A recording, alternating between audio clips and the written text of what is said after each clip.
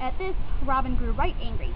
"Harkye," said he, "yonder at Glade's End I see a herd of deer, even more than 30 yards distant. I hold you to 20 marks that I'll leave by our leave of Our Lady that I cause the best part of them among them to die." "Now done," cried he who had spoken first, "and here are 20 marks. I wager that thou causest no beast to die with or without the aid of Our Lady." Then Robin took his good yew bow in his hand, and placing the tip, he strung it right deftly, and he fitted to the string the broad-cloth-yard arrow, and raising the bow, drew the grey goose feather into his ear. The moment the bowstring rang, and the arrow sped down the glade as a sparrowhawk skims in the northern wind. High leaped the noblest heart of all the herd, only to fall dead, reddening the green path with his heart's blood. "Ha!" cried Robin, "how thou likest thou that shot, good fellow?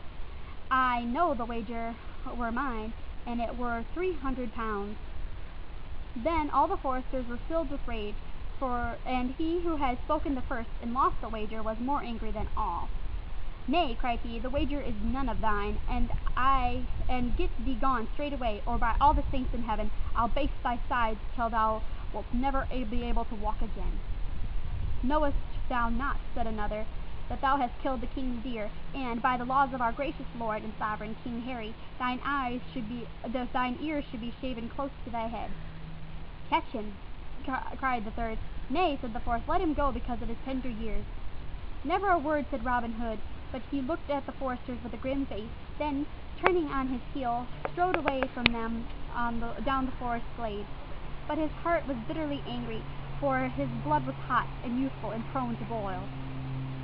Now, well would it have been for him who had first spoken had he left Robin Hood alone, but his anger was hot, and because of the youth had gotten the better of him, and because the deep draughts of ale he had been drinking.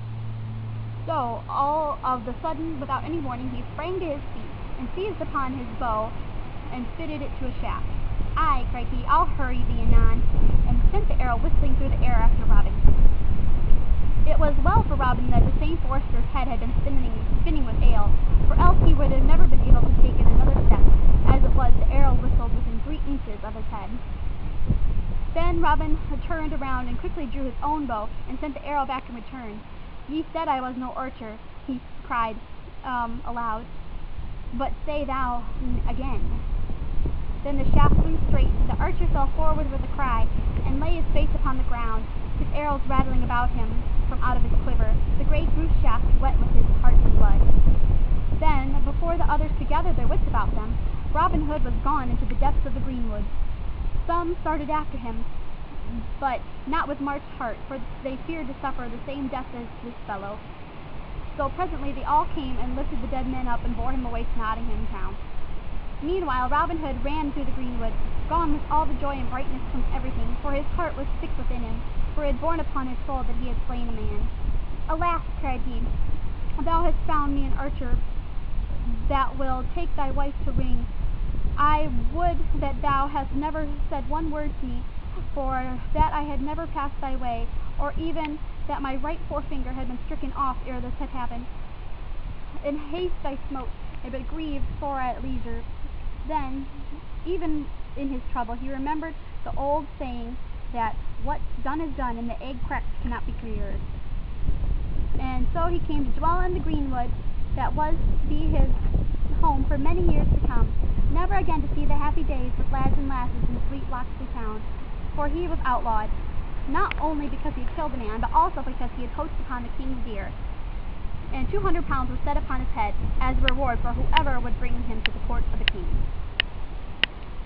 Now, the sheriff of Nottingham swore that he himself would bring this knave Robin Hood to justice, for 2 reasons. First, because he wanted the 200 pounds, and next, because the forester that Robin Hood had killed was kin to him. But Robin Hood lay hidden in Sherwood Forest for 1 year, and in that time he gathered around him many others like himself, cast out from other folk, for this cause and for that.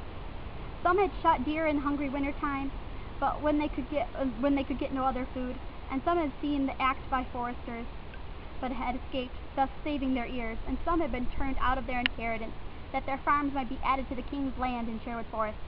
And some had been despoiled by a great baron or a rich abbot or a powerful esquire. All for one cause or another had come to Sherwood Forest to escape wrong and oppression. So in all that year 50 and more good stout yeomen gathered about Robin Hood, and chose them to be their leader in chief. Then they vowed that even they themselves had been despoiled, they would despoil their oppressors, whether baron, abbot, knight, or squire, and that from each they would take that which had been wrung by the poor by unjust taxes, or land rents, or in wrongful fines. But to the poor folk they would give a helping hand in need and trouble, and would return to them which had been unjustly taken from them. Besides this, they swore never to harm a child, nor wrong a woman, be she maid, wife, or widow, so that after a while, when the people began to find that no harm was meant to them, but money or food came from want to many a poor family, they came to praise Robin and his merry men, and to tell many tales of him and his doings in Sherwood Forest, for they felt Robin Hood to be one of themselves.